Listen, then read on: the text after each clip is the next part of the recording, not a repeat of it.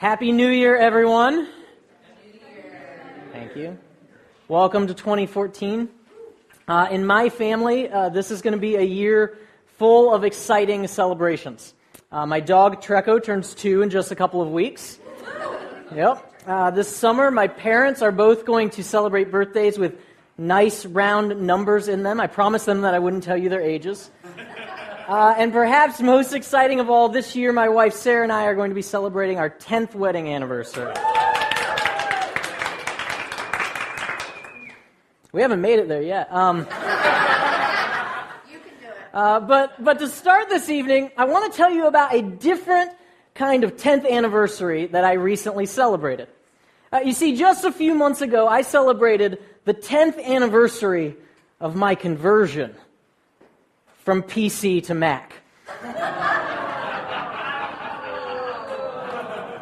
A little over 10 years ago, I switched from a PC to a Mac. And I made the switch because I was having so much trouble with the PCs that I worked with on a regular basis. They would freeze and crash all the time. They just didn't work very well. But the Mac was a different story. I fell in love with it right away because it ran smooth as melted butter, and I haven't looked back since. Now, that's not to say that everything's perfect, especially in those early days.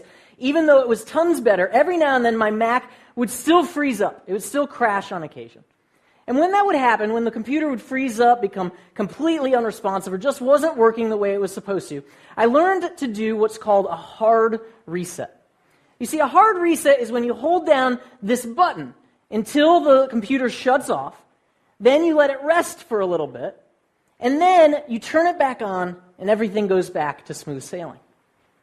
Now, this past fall, almost 10 years to the day after switching to the Mac, I bought a brand new 27-inch iMac, and this thing is awesome. I love having a big screen to play games, to work on. I love this computer. Brian says that this is my I don't love Jesus computer because it's so big and expensive, right? But I got into a funny situation after I got it. I opened up the box, I got the iMac set up on my desk, and then for the next couple of minutes, I was kind of left scratching my head because I couldn't figure out how to turn it on. You see, this button, the one that you push to turn it on, to turn it off, to do a hard reset if necessary, was no longer in a particularly visible place like on the other systems I had used. Unlike in the past, this button is now on the back of the computer instead of on the front. It's hidden from plain sight. And I became curious about this design decision, and so the last time I was in the Apple store, I asked one of the employees why they moved this button to the back. And he told me, you see, once you turn this system on, you're never going to have to turn it off. I said, really? But what if I need to do a hard reset? He's like, you're living in the Stone Age, man. You're never going to have to do a hard reset anymore. You see, the software, the hardware, everything on these new systems is so improved, you're never going to have to turn this thing off. You'll never have to reset it. Here, let me show you. And he walked over to one of the systems that was on the counter that they use as employees. He typed in a few commands and pulled up what's known as the uptime of the computer. This is a record of how long a computer's been turned on without being shut down or restarted. He said, see, this system's been on for over 2 years. It's been running nonstop for over 2 years. You'll probably never have to reset your system. There's a good chance that it'll just keep on running without you ever having to shut it down. In fact, you might even forget that the button to turn it off is even there. And as I've been thinking about this, I think that we often live our lives just like that, don't we? You see, as a society, we are resting less than ever before. We measure our success as people by our uptime, by how fast, how busy, how productive we are. And to get there, we keep upgrading ourselves on a daily basis with caffeine and soda, energy drinks, all so that we can keep on going without ever having to shut down. We never turn off, we never shut down, we never reset. In fact, we've forgotten that it was even an option available to us, let alone something that we need. And even if we thought that we needed it, we've long since forgotten how to do it. And on the surface, maybe none of that feels particularly problematic. Maybe it's just nothing more than the byproduct of our modern society. But you see, behind the scenes, our lack of rest is killing us, and we don't even realize it. Tonight, we're embarking on this new teaching series called Reset. where over the next 4 weeks, we're going to be looking at the ancient spiritual practice of taking a day to rest. And I just want to let you know up front that you are extremely privileged to have me as your teacher during this series. Because I am an expert at this spiritual practice. An expert at sucking at it. I am terrible at resting. I'm the guy who's fidgeting on vacation. I have had to come to grips with the fact that my lack of rest is killing me. It's harming me. It's harming those around me. It's having a negative impact on my life in countless ways. And I need to change. We need to change before it's too late. And this isn't a religious thing. It's not a purely religious thing. This notion that we need rest, that our lack of rest is hurting us, hurting others. This isn't a religious thing. You see, for example, researchers have discovered that a lack of rest makes you a less productive worker. Without sufficient rest, you are more likely to get distracted and to waste time. There actually comes a point physically where without rest, we are simply unable to produce anymore, and we freeze up like a computer. But you see, most of us never reset. We never unfreeze our systems. We simply, quote unquote, push through it. And we wonder the whole time, why am I such a terrible worker? Why do I get so distracted at work? Why can't I get much done? Our lack of rest is negatively impacting our relationships. A recently published University of California, Berkeley study reveals that a lack of rest makes people more selfish and less grateful. Researchers at the University of Pennsylvania have shown a lack of rest is directly related to your level of irritability and short-temperedness. In other words, when we don't slow down, when we don't rest, we become downright mean. And again, most of us just keep on keeping on, all the while wondering, why am I always so angry? Why do I keep yelling at my kids? Why do I keep yelling at my spouse? Now, it's possible you're just a meanie pants. But more than likely, like me, you are suffering from a lack of rest. And this is something that is literally killing us. A lack of rest has been shown to be the cause, not a symptom of, but the cause of stress, anxiety, even depression. Lacking rest significantly increases your risk of heart disease, it decreases your overall bone density, and it leads you to consume more calories, which of course makes you gain weight, and that brings on a whole slew of health issues with it. And all of this is killing our economy to the tune of $344 billion each year that are spent on medical issues that sufficient rest could improve, if not cure. Now, if all of that doesn't grab your attention, maybe this will. A lack of rest is killing your dating life. No joke, no joke.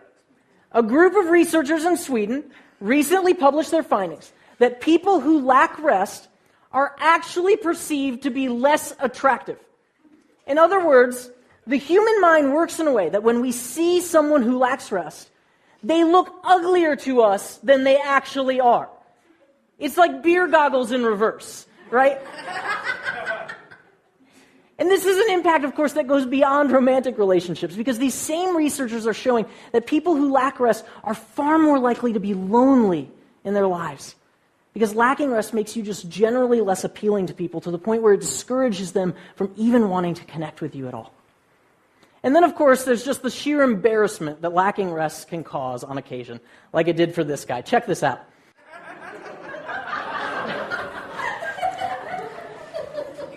Now, you see, we're all laughing, not just because it's kind of funny to see a guy sleep on live TV, right? We're laughing because we all know how true this is in our own lives. You see, maybe we haven't fallen asleep on live television, but looking like that, feeling like that, I think we all know what that's like. Because we're people who lack rest. We live lives that never shut down, never turn off, even when we need it. And it's killing us. It's killing our work, our relationships, our families. It's harming us in countless ways. And the remedy for the situation isn't just sleep more or do less. The remedy is to incorporate a reset button into our lives. A habit of rest in our lives that heals us and restores us. Not a one-time thing like a vacation, important as that is, but a practice, a discipline, if you will, that allows us to rest on a regular basis. And fortunately, we don't have to reinvent the wheel here. There already exists an ancient spiritual practice for taking a day of rest, a day to slow down. Now, before we get there this evening, before we go any further in this conversation, it's time to unveil the elephant that is in the room when we talk about a topic like this. I've been married for almost 10 years now, and I can tell you I'm not a mind reader, okay? But I do know what you're thinking right now. I know what you're thinking right now because I have the exact same thought myself. And it's this: Adam, taking a day of rest sounds great, but I can't do it. You don't understand my financial situation. You don't understand my boss. You don't understand my life. I can't do it. This is a great idea, but it's impossible for me. Now, we're going to revisit that elephant later on, but let me just say something about it up front. You're right. I don't understand your life, and you don't understand mine. I don't have your kids. I don't have your job. I don't have all the situations that you have. But if you think that my life isn't busy, if you think that me standing up here and talking about taking a day to rest is easy peasy for me because my life is all roses and honey, my friend, I will show you my calendar. I will show you my task list. I will show you my financial situation. This isn't easy. Taking a day to rest isn't easy. Taking a day to rest isn't going to be easy for any of us. Regardless of your finances, regardless of your job, regardless of the circumstances that you've been dealt, incorporating a habit, a practice of rest into our lives is hard. This is going to be hard work. But here's the alternative. The alternative is that we become robots who do crappy work at jobs that we're complaining about all the time.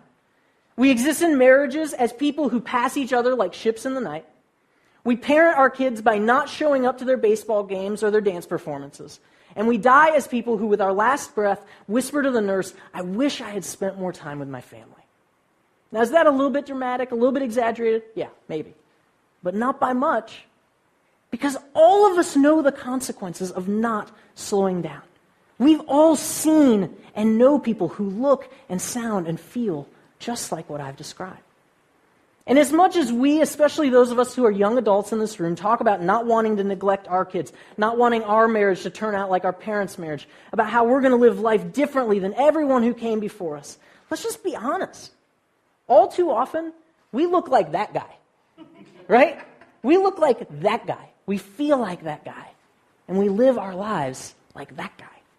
So folks, I'm with you here. All right, I've been working on this teaching series for a while now, and each time that I sit down to work on it, I think to myself, this is the dumbest series idea ever. A day to rest? Are you kidding me? I can't do that. That's impossible.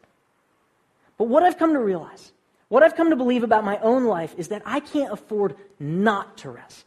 I can't afford not to slow down, not to reset, because the alternative is a kind of so-called life that I refuse to live. A life that isn't really living at all. And my guess is that you don't want to live that kind of life either. And as a follower of Jesus tonight, I'm here to tell you that that's not the kind of life that God envisions for us.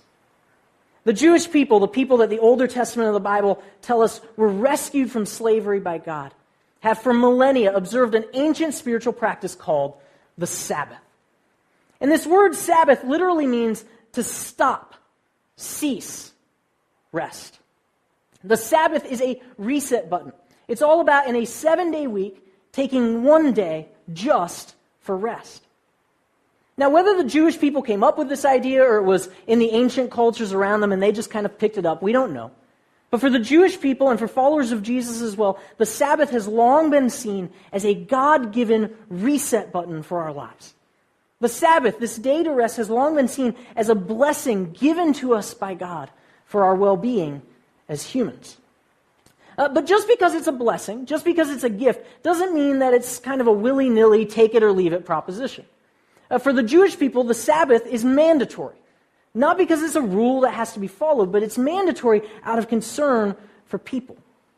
One of my favorite worst stories of 2013 happened right here in the great state of Minnesota.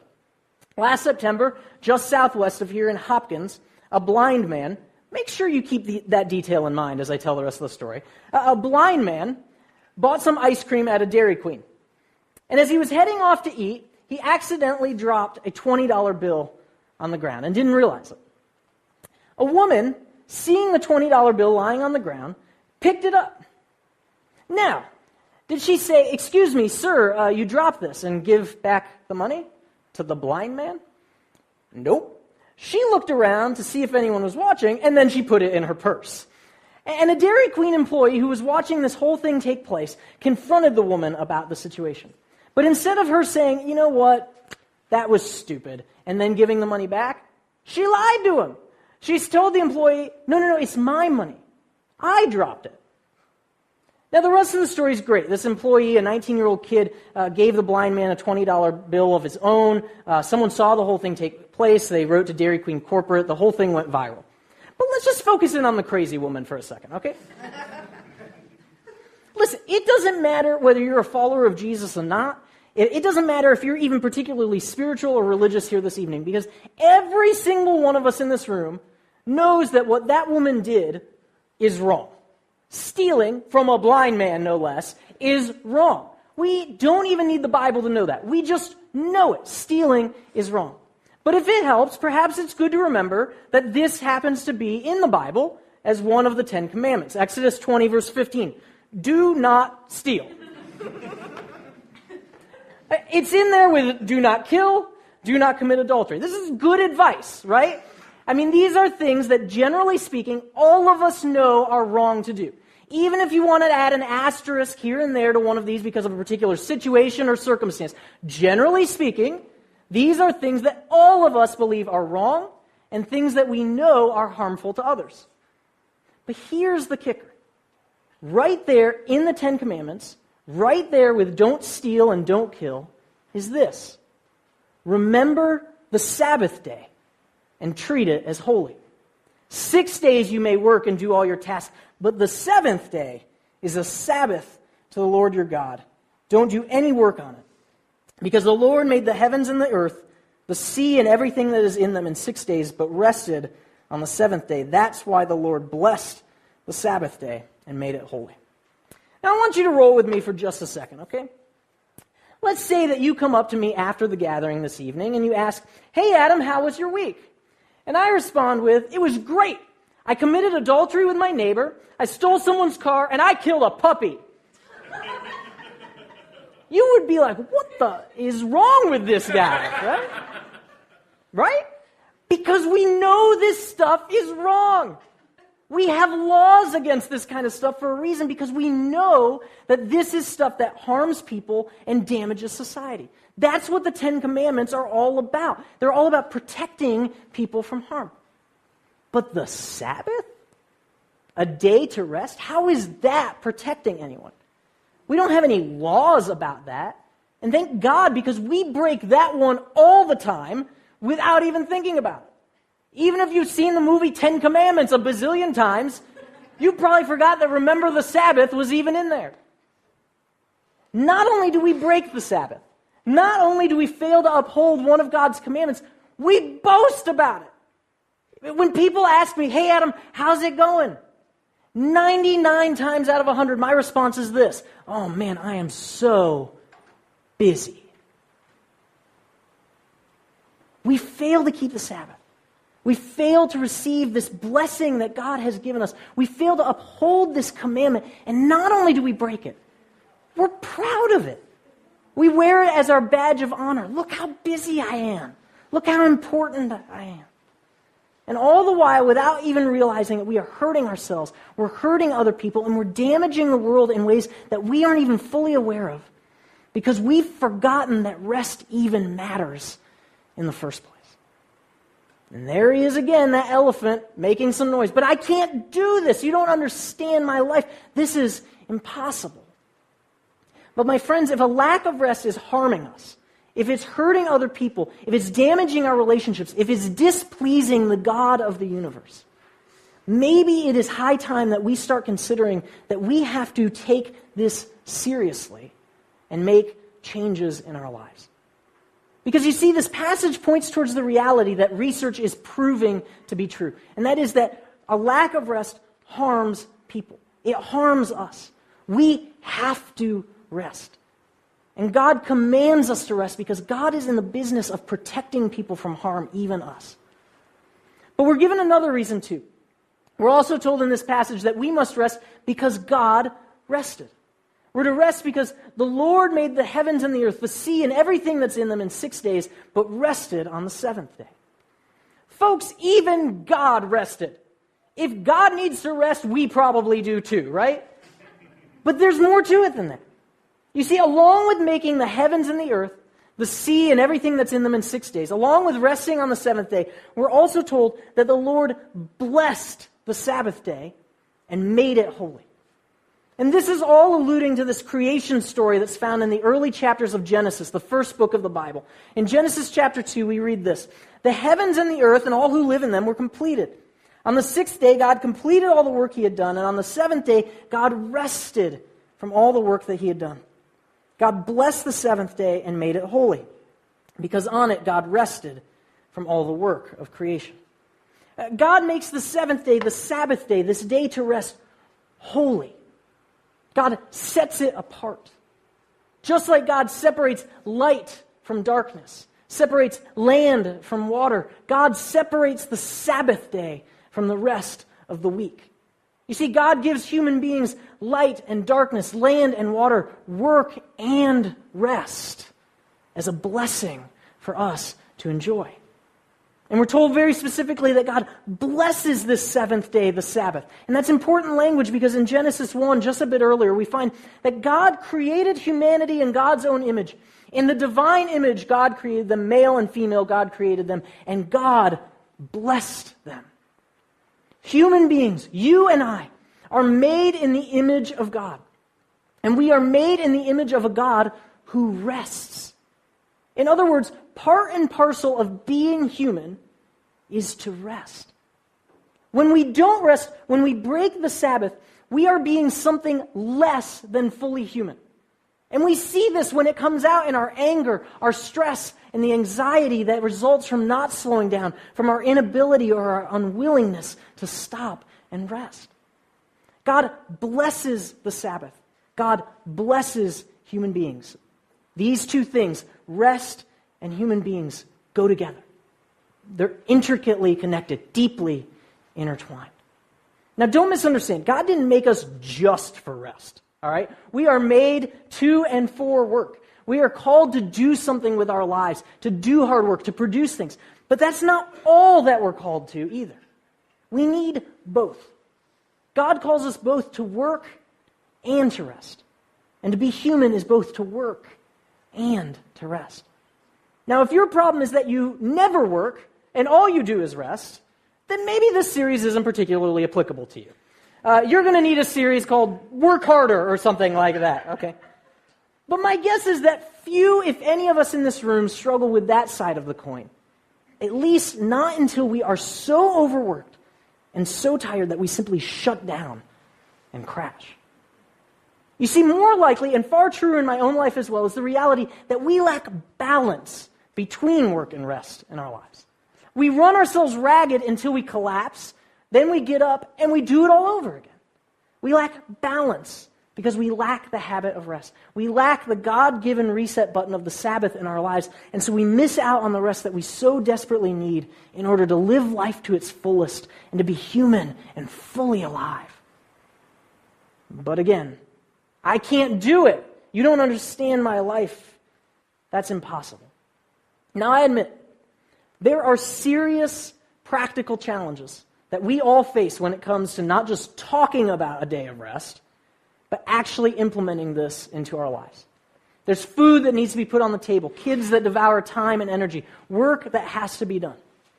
And we're going to talk about some of those practical challenges in this Equip environment that we're offering as part of this series. But tonight, I want to propose something.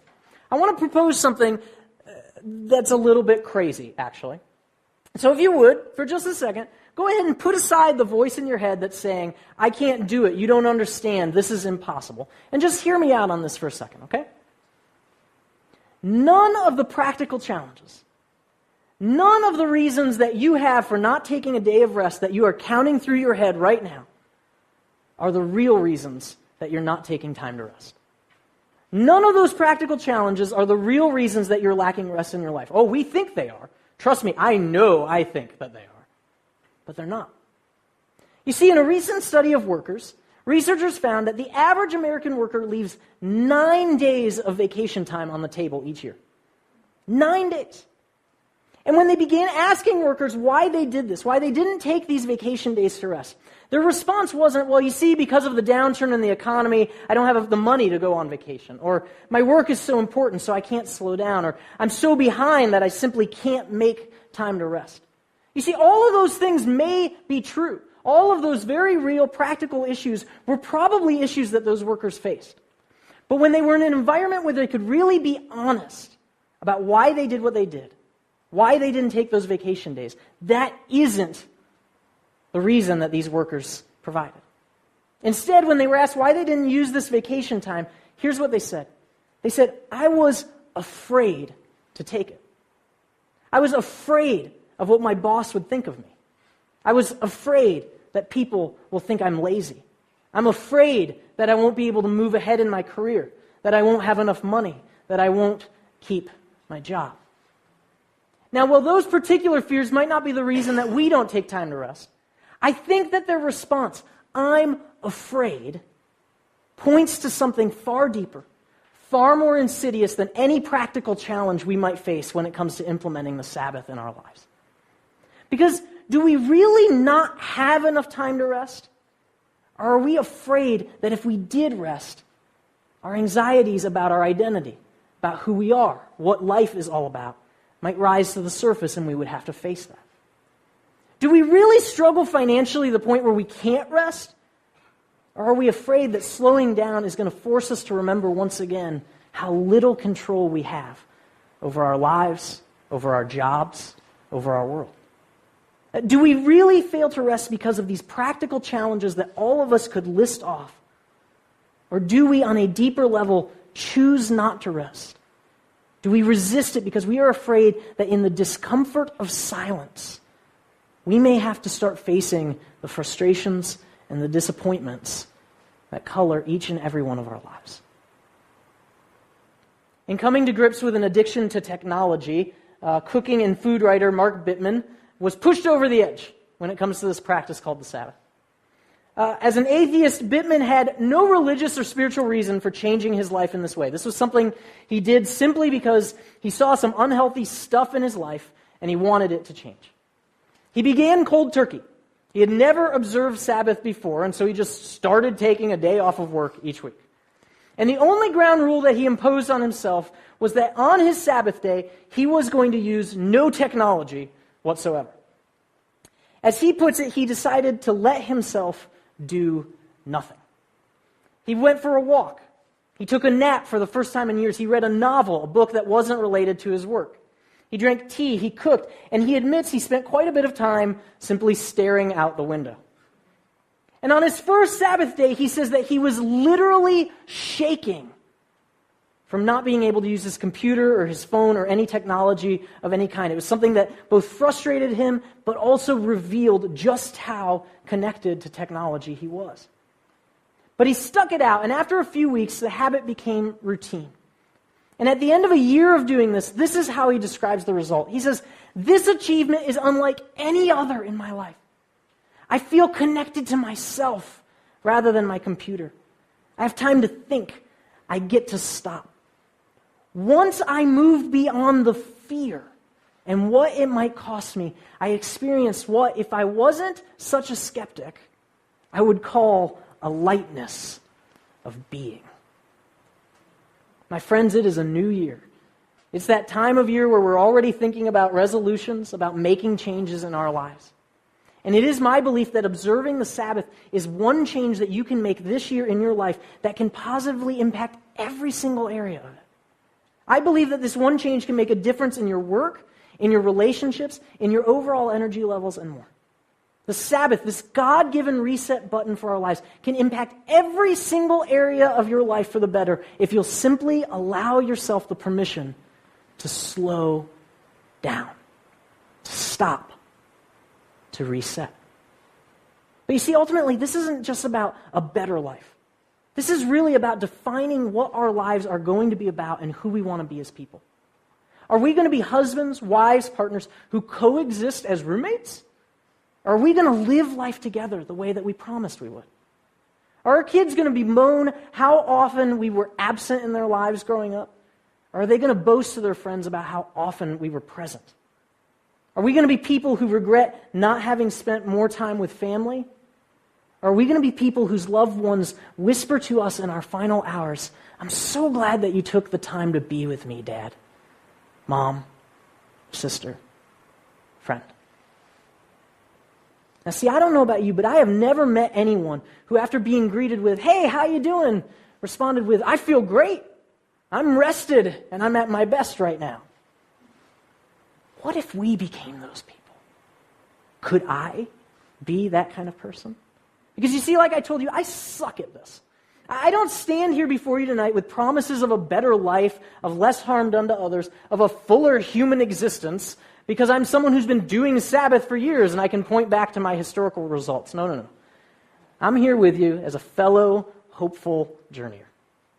Taking a day of rest, embracing the Sabbath, this God-given reset button for our lives, this is my resolution too. And ultimately, even with all of the I can'ts that I carry with me, I've decided to give this a try this year because I've come to believe that I can't afford not to. And so for me, that means that tomorrow morning, during my little sliver of time that I've carved out for rest this week, I'm going to make some loose leaf tea and I'm going to actually stand there while it steeps, rather than trying to fit 3 more things in during the 3 minutes that it does so. I'm going to play tug with my dog, which is something I rarely do, even though he looks at me with very sad eyes, because I'm always hustling around the house trying to get stuff done. I'm going to sit. I'm going to listen to great music. Now, I'm not going to take a walk because it's going to be 14 below zero outside, all right? Personally, I'm starting out with just a Monday morning because I couldn't find a full day to rest this week. Now, I think that's okay. Maybe like me, for you, a full day just seems too difficult, too impossible. Maybe you could start with an afternoon, an hour, a half hour, if that's all that you think you can fit in or handle. Start small. Start by carving out even just a small amount of time to meditate, to pray, maybe to have coffee with a friend, or maybe to look at the photo albums rather than just letting them collect dust. Rest. Slow down. Reset. I've come to believe that I have to do this. Because see, I don't know about you, but for me, all too often, Jesus' statement that I came so that you could have life, indeed, so that you could live life to the fullest, seems to ring pretty hollow. You see, Jesus' invitation, "Come to me, all you who are struggling hard and carrying heavy loads, and I will give you rest," often feels like nothing more than empty words. But you see, I'm starting to believe that at least sometimes, the reason that I don't experience life to the fullest is simply because I don't slow down enough to do so. I'm starting to believe that the reason I don't experience Jesus giving me rest from my struggles is because I don't slow down enough to even give him the chance. It's time to give this a try. Over the course of this series, we're going to be talking more about some of the internal fears that operate in our lives that kind of help us resist or try and make us resist taking time to rest. We're going to dig a little deeper into the spiritual side of the Sabbath, how God works through the Sabbath to shape and transform our lives. So rest assured, we're just getting started. Thanks. We're just getting started. There's a lot more to come. And here's the deal. If you're feeling skeptical about this whole idea of Sabbath, about the need for a reset button in your life, that is totally cool, because I am too, okay? Come back. Keep checking things out, and we'll find our way together. Let me pray for us to close.